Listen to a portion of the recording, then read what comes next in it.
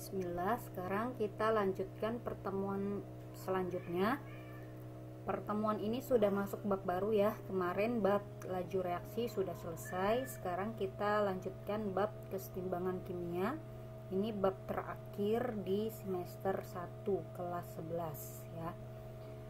Kesetimbangan kimia pertemuan pertama ini yang kita bahas tentang pengertian kesetimbangan kimia dan faktor-faktor yang mempengaruhi pergeseran kesetimbangan kimia ya. Nanti pengertian kesetimbangan kimia saya berikan contoh dulu. Jika kita melakukan pembakaran karbon secara sempurna, maka dihasilkan gas karbon dioksida. Reaksi berikut nih, karbon solid ya, padatan, dibakar dengan gas oksigen menghasilkan gas CO2, karbon dioksida. Nah, gas yang dihasilkan ini ya tidak dapat kembali lagi menjadi reaktannya, nggak bisa kembali lagi. Ini disebut reaksi satu arah atau irreversible. Tandanya apa? Panahnya cuma satu arah, ke arah kanan ya. Itu biasanya reaksi kimia yang udah kita ketahui sebelumnya. Nah, sementara pada reaksi pembentukan gas HI, hidrogen iodida, produk yang dihasilkan dapat terurai kembali menjadi gas H2 dan I2. Nah, gas HI atau gas hidrogen iodida dihasilkan dari gas H2 ditambah gas I2 membentuk gas HI ya. Nah, gas HI ini bisa kembali lagi terurai menjadi H2 dan I2. Nah, ini tanda panahnya bolak-balik. Artinya reaktan bisa jadi produk bisa kembali lagi jadi reaktan. Ini disebut reaksi dua arah atau reversible ya. Ini molekul H2 yang merah tandanya 2 molekul, terus 2 molekul yang putih ini molekul I2 ya. Molekul merah sama molekul putih ini molekul HI. Nah, H2 dan I2 bereaksi membentuk HI nih ya. Ketika dia bereaksi, HI dapat terurai kembali menjadi H2 dan I2 seperti itu ya. Nah, kesetimbangan kimia atau disebut kesetimbangan dinamis. Kenapa? Karena terus menerus berlangsung ya dalam tingkat mikro. Reaksi ini terus menerus berlangsung. Nah, artinya apa? Laju reaksi ke arah produk atau ke arah kanan itu kalau dalam reaksi kimia dari A menjadi B, ini ke arah kanan namanya ya. Sama dengan nih laju ke satu itu dari A ke B, itu sama dengan laju dari B ke A atau laju V2-nya sama. V1 dan V2-nya sama, itu yang disebut kesetimbangan kimia. A menjadi B pada saat itu pula B menjadi A dengan laju yang sama ya. Kesetimbangan yang terjadi pada reaksi dua arah atau disebut juga reaksi reversible atau disebut juga reaksi bolak-balik. Kenapa tanda panahnya dua arah bolak-balik ya? Reaksi syaratnya reaksi harus berlangsung dalam ruang tertutup. Karena kalau dalam ruang terbuka tidak terjadi kesetimbangan kimia ya, karena ada pengaruh dari luar. Ini syaratnya harus ruang tertutup. Nah, secara makroskopis ya, kita lihatnya tidak lagi teramati perubahan, seolah-olah reaksi sudah berhenti ya.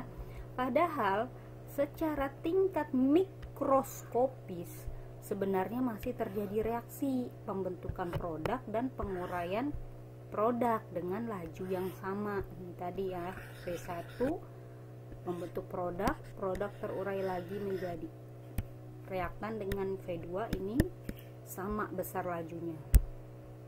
Nah, pengertian kesetimbangan berdasarkan fase zatnya terdapat dua jenis kesetimbangan. Ada homogen, homo berarti sama, apanya yang sama? Fase zatnya yang sama ya. Contohnya reaksi nih,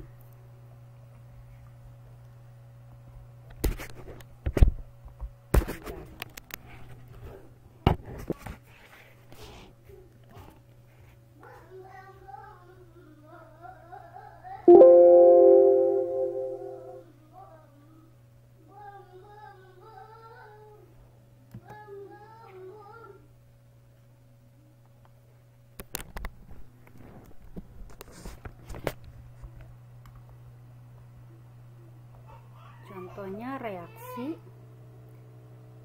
gas SO2 bereaksi dengan gas O2 ya, menghasilkan gas SO3. Kalau kita lihat di sini fasenya semua sama gas ya. Nah, ini yang disebut homogen, fasenya sama. Fase di kimia ada apa aja? Ada gas, lambangnya G, ada apa namanya? Padat, lambangnya E, solid, ada cairan, lambangnya L, liquid, ada larutan, lambangnya A, Ki ya. Nah, nanti ada yang heterogen. Heterogen ini apa?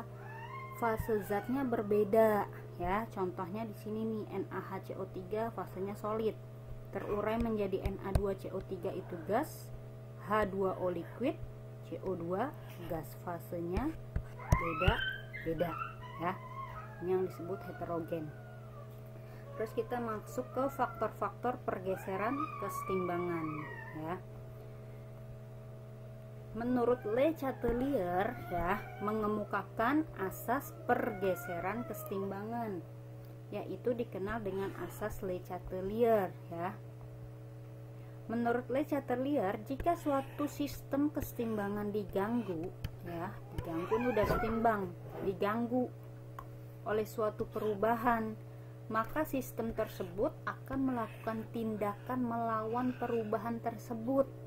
Dia diganggu, kan tadinya udah setimbang, diganggu. Nah, berarti dia ini yang diganggu ini akan berusaha mempertahankan kesetimbangannya ya, berusaha mempertahankan dengan cara melawan perubahan tersebut agar dia setimbang kembali ya. Nah, ada 4 faktor yang menyebabkan terjadinya pergeseran kesetimbangan. Yang pertama, konsentrasi, tekanan, volume, dan suhu. Faktor yang pertama, jika konsentrasi zat ditambahkan atau diperbesar ya, maka kesetimbangan akan bergeser menjauhi zat tersebut. Tergantung tar zatnya reaktan atau produk tar ya. Dicontohkan menjauhi, atau dengan kata lainnya ke arah yang lawannya, gesernya ke arah yang berlawanan. Nah, kebalikannya, jika konsentrasi zat diperkecil, maka kesetimbangan akan mendekati zat tersebut, atau dengan kata lain ke arah dirinya sendiri ya. Ini ada contohnya, ini reaktan ya, ini produk. Reaktan ditambah reaksi, ini kan reaktan di kiri nih, ditambah, terus dia reaksi geser ke kanan sehingga produknya bertambah, geser ke kanan ya. Nah, terus kalau reaktannya dikurangin, reaksi bergeser ke kiri sehingga produk berkurang, produknya berkurang, reaktannya bertambah. Itu ya. Contohnya pada reaksi nih, misalnya si ion Fe3+ ini berwarna kuning, ion FeSCN2+ ini berwarna merah ya. Warna larutannya Fe3+ ini kuning, FeSCN ini warnanya merah. Nah, saat setimbang larutan berwarna jingga itu orange ya, karena merupakan campuran kuning dan merah.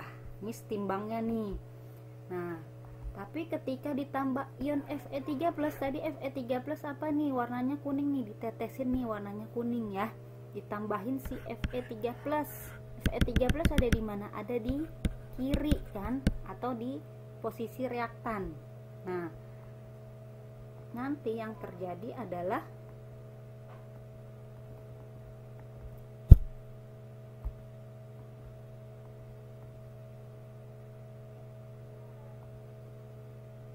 kesetimbangan geser ke kanan sehingga warna larutan menjadi merah ya.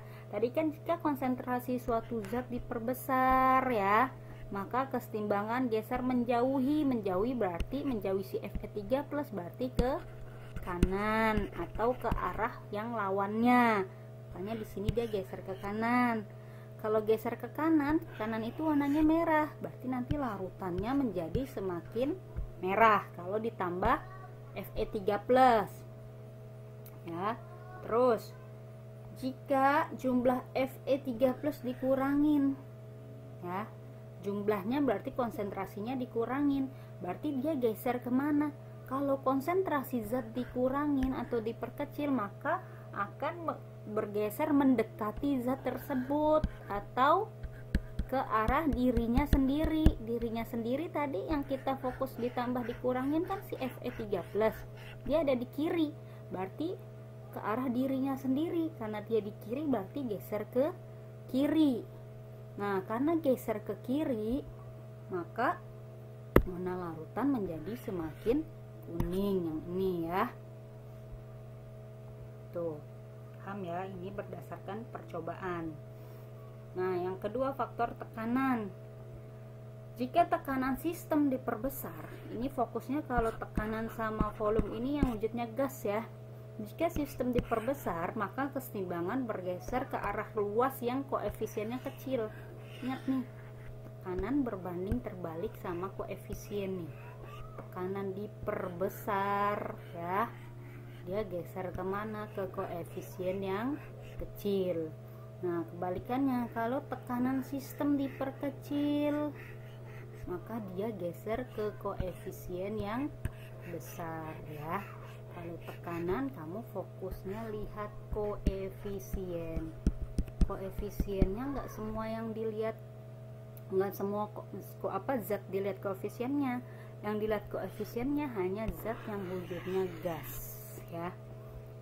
Contoh nih, ada I2 menjadi 2I. I2 itu berwarna ungu, I itu tidak berwarna ya. Ketika tekanan diperbesar nih ya, ini kan tadi tekanannya makin turun, akhirnya makin ditekan tuh, kesetimbangan geser kemana? Ke kiri. Kenapa ke kiri? Karena koefisien gasnya lebih kecil nih. Lihat di sini kan kalau nggak ditulis artinya koefisiennya 1.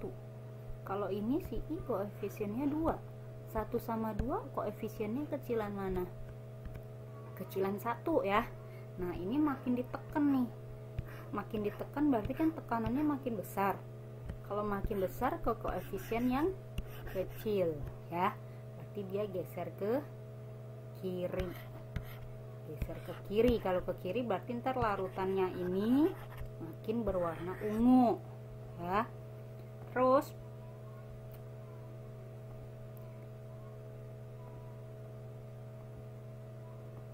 kalau tekanan diperkecil, artinya dikendorin gitu ya, maka kesetimbangan geser ke kanan. Kenapa ke kanan? Ke arah koefisien yang lebih besar ya. Tadi tekanan diperkecil, dia ke koefisien yang besar. Koefisien besar, besaran kiri apa kanan? Besaran kanan. Ntar kalau tekanan diperbesar, dia geser ke kanan. Tadi kalau tekanan diperkecil geser ke kanan, tekanan diperbesar geser ke kiri. Karena ini tadi tekanan diperkecil, dia geser ke kanan. Artinya nanti warna gas yang ada di wadah ini makin pudar warna ungunya atau makin tidak berwarna. Kenapa? Karena di kanan I-nya tidak berwarna. Kalau ke kiri zat I2 itu berwarna ungu. Itu ya. Sekarang kita lanjutkan faktor ketiga, faktor volume. Nah, volume ini sama tekanan jangan sampai kebalik. Dia selalu berbanding terbalik. Volume selalu berbanding terbalik dengan tekanan. Ya, kalau volumenya besar berarti tekanannya kecil. Kayak tadi gambar yang tadi kan. Kalau tekanan diperbesar berarti volumenya makin kecil. Nah, ini kebalikan. Volume ya. Ini masih sama nih, volume sama tekanan, kamu lihat koefisien ya. Ini lihat koefisien. Tapi nanti kalau tekanan tadi sama koefisien berbanding terbalik. Tapi kalau volume dia berbanding lurus sama koefisien. Nah, volume diperkecil, dia geser ke koefisien kecil. Volume diperbesar, dia geser ke koefisien yang besar.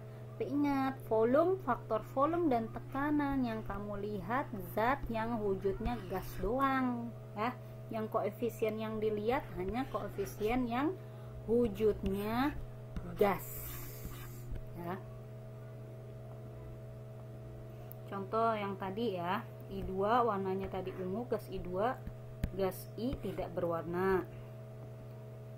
Volume diperkecil, otomatis tekanannya besar kan ya. Kesetimbangan geser ke kiri ke arah koefisien yang kecil. Ini koefisiennya kok nggak ditulis artinya 1, ini 2. Kecilan mana 1 sama 2? Kecilan koefisien yang 1 kan. Nah, kalau volume diperkecil, dia geser ke koefisien yang kecil. Koefisien kecil lihat dulu kanan sama kirinya kecilan mana. Kecilan kiri berarti dia geser ke kiri kalau volume diperkecil. Terus kalau volume diperbesar, otomatis tekanannya kecil ya, dia geser ke kanan ke koefisien yang besar. Kiri sama kanan kan gedean kanan koefisiennya, tadi dia geser ke kanan kalau apa? Kalau volume diperbesar. Nah, ini lihatnya koefisien ya. Koefisiennya belum tentu kiri lebih kecil dari kanan, belum tentu. Kamu lihat reaksinya dulu. Kalau di reaksi ini koefisien kirinya lebih kecil dari kanan ya. Nanti kalau dia geser ke kanan berarti warna gas yang ada di sini makin pudar ya. Faktor keempat, faktor suhu. Nah, suhu, jika suhu diperbesar ya, kan dia makin panas nih. Panas itu kan ciri reaksi eksoterm waktu di termokimia kan ya. Ekso. Tadinya dia setimbang, suhu dinaikin, tambah panas supaya dia setimbang lagi, dia geser ke yang dingin. Ke yang dingin itu endoterm ya. Tandanya entalpinya positif ya. Ingat aja, endo itu dingin, ekso itu panas ya. Nah, jika suhu diperkecil kan berarti kalau kata sederhananya dia makin dingin karena suhunya diperkecil. Dia geser kemana? Supaya dia setimbang lagi ya geser ke yang panas ya, ke arah ekso, ke yang panas. Ciri-cirinya ekso, delta H-nya negatif ya. Contohnya reaksi ini N2O4 gas menjadi 2NO2 gas. Delta H-nya kamu lihat nih plus ya. Zat ini tidak berwarna, zat NO2 warnanya coklat ya. Nih lihat, kamu lihat kalau faktor suhu, kamu lihat delta H-nya. Yang kamu lihat dulu nilai delta H-nya plus atau min. Kalau plus endo, kalau min ekso ya. Nah, karena dia plus berarti yang sebelah kanannya endoterm. Otomatis kebalikannya sebelah kiri dia eksoterm. Tuh ya.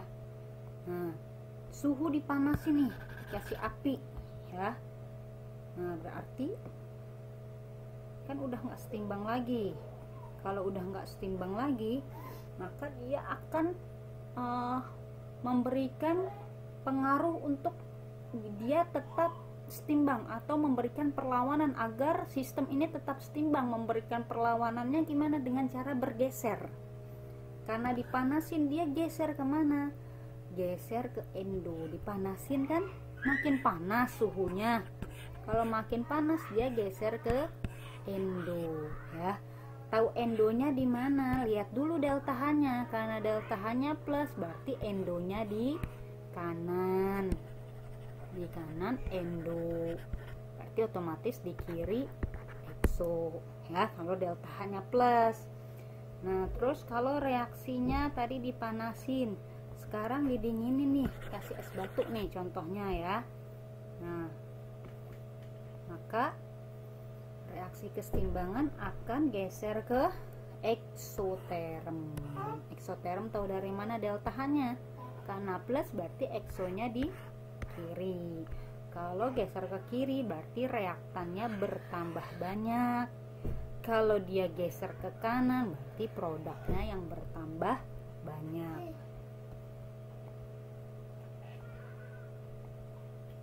Suhu. Nah, suhu di sini nanti hanya suhu yang dapat mengubah besarnya nilai tetapan kesetimbangan. Nanti tetapan kesetimbangan kita bahas insya Allah di pertemuan berikutnya ya. Nah, nanti jika reaksi eksoterm suhunya naik, nilai K-nya turun. Kebalikannya, kalau suhunya diturunin, nilai K-nya naik. Tetapan kesetimbangan itu ntar K, ini kita bahas pertemuan berikutnya insya Allah. Ini saya kasih teorinya dulu aja. Kalau reaksi endoterm, jika suhu dinaikkan, nilai K-nya ikut naik. Kalau suhu diturunkan, K-nya ikut turun. Contohnya reaksi ini ya. Gas hidrogen bereaksi dengan gas nitrogen membentuk gas NH3, delta H-nya min. Reaksi pembentukan amonia, ini amonia ya, tersebut merupakan reaksi eksoterm karena delta H-nya min. Jika suhu diturunkan ya, maka nilai K-nya semakin besar. Suhu turun, nilai K makin besar. Nah, ini tabel kesimpulannya ya. Faktor konsentrasi, jika diperbesar dia ke arah lawannya, jika diperkecil dia ke arah diri sendiri. Tekanan, jika tekanan diperbesar dia ke koefisien yang kecil, jika tekanan diperkecil dia ke koefisien yang besar. Volume, kebalikan dari tekanan ya, dia ini kebalikan ya. Kalau volume diperbesar dia ke koefisien yang besar, volume diperkecil dia ke koefisien yang kecil. Suhu, kamu lihat delta H, kalau suhu diperbesar berarti makin panas ya, berarti dia harus geser ke endoterm biar digeser ke yang dingin. Kalau suhunya diperkecil kan tambah dingin, berarti dia harus geser ke yang panas, yang eksoterm. Eksoterm cirinya delta H-nya min, endoterm delta H-nya plus. Kita ke contoh soal ya. Ada reaksi berikut nih. Tentukan ke arah mana kesetimbangan bergeser jika konsentrasi NH3 diperbesar. Ini yang A, konsentrasi itu kurung siku, NH3 diperbesar. Kalau konsentrasi zat diperbesar, dia menjauhi zat tersebut ya, atau ke arah lawannya di mana? Karena NH3-nya di kanan, lawannya ya di kiri, berarti dia geser ke kiri. Kalau geser ke kiri berarti zat yang di sebelah kiri bertambah banyak, zat yang sebelah kanan berkurang ya. Yang B, suhu dinaikkan. Kalau suhu dinaikkan kita lihat dulu delta H-nya plus. Delta H-nya plus berarti yang kanan ini endoterm, yang kiri ini eksoterm ya. Suhu dinaikin kan makin panas. Suhu itu T lambangnya ya. Karena makin panas supaya setimbang dia geser ke yang dingin, ke endoterm. Endoterm di mana? Dari reaksi ini endotermnya di kanan. Berarti dia geser ke kanan, ke arah endoterm. Kalau geser ke kanan berarti zat yang kanan tambah banyak, zat sebelah kiri tambah sedikit ya. Tekanan diperbesar, tekanan itu lambangnya P, pressure ya. Tekanan diperbesar, dia geser kemana?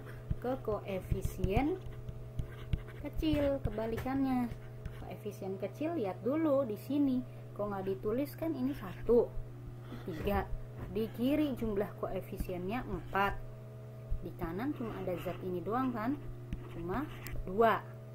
4 sama 2 kecilan 2. Nah, dia ke koefisien kecil karena lebih kecil 2 itu di kanan, berarti geser ke kanan ya. Yang D, volume diperbesar ya. Volume diperbesar, dia geser ke koefisien yang besar berbanding lurus ya. Koefisien besar tadi kiri apa kanan? Besaran kiri, berarti dia geser ke kiri. Oh ya, ini zatnya semua gas ya, berarti semua koefisiennya kita lihat. Yang E ditambah katalis. Katalis mau geser ke setimbangan enggak? Katalis tidak menggeser ke setimbangan ya. Katalis fungsinya untuk apa di laju reaksi kemarin? Untuk mempercepat reaksi, tapi dia tidak menggeser ke setimbangan. Nah, contoh soal kedua masih sama ya, mirip. Ada suatu reaksi delta H-nya min nih, berarti reaksi di kanan sifatnya eksoterm, di kiri berarti sifatnya endoterm. Terus kita lihat dulu di reaksi ini fasenya beda semua nih, ini gas, ini liquid, ini solid ya.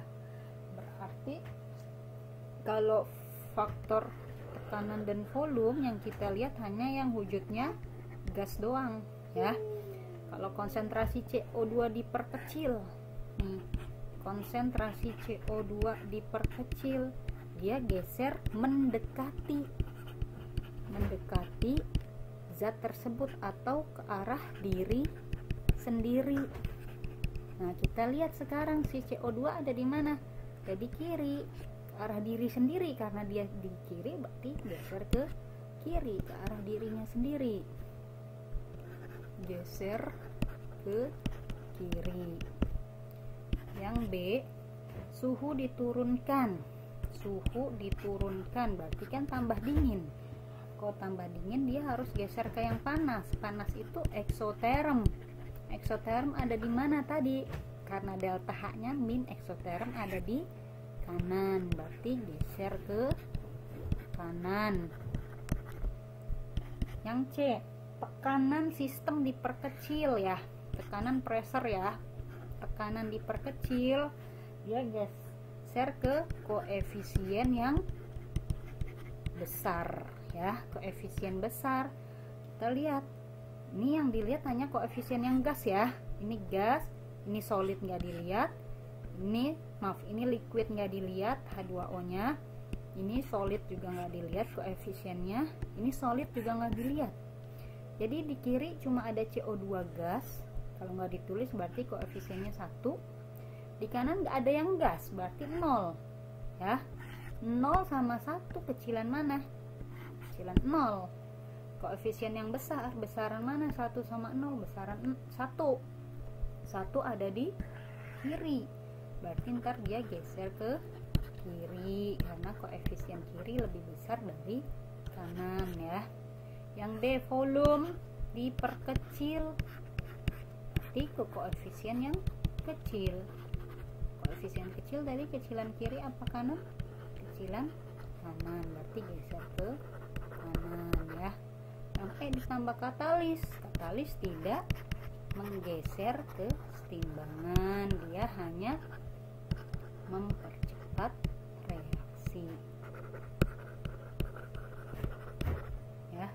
Nah, nanti misal ada contoh soal, misal ada A nih gas tambah B gas, misal menjadi C nih gas, misal koefisiennya 2 misal ya, misal ini 2, maaf ini 3 misalnya ya, ini koefisiennya 3, ini 2, ini misal 1 ya. Nah, lihat nih, kalau volume atau tekanan kita perbesar atau kita perkecil, ini menggeser ke setimbangan enggak? Ke setimbangan bergeser atau tidak? Nah, kita lihat koefisien di kiri totalnya berapa? 1 tambah 2, 3. Koefisien di kanan tadi ya, ini ibu tulis 3 ya, 3 juga. Kiri sama dengan kanan, nggak ada yang lebih besar, nggak ada yang lebih kecil, berarti kesetimbangan tidak bergeser ya. Kenapa? Karena koefisien kiri sama dengan kanan, tapi koefisien yang dilihat hanya yang wujudnya gas ya. Sekian pertemuan kali ini, semoga dapat dipahami. Kita lanjutkan insya Allah pertemuan berikutnya, masih dalam bab kesetimbangan kimia ya. Insya Allah ini kesetimbangan kimia ada 4 kali pertemuan ya.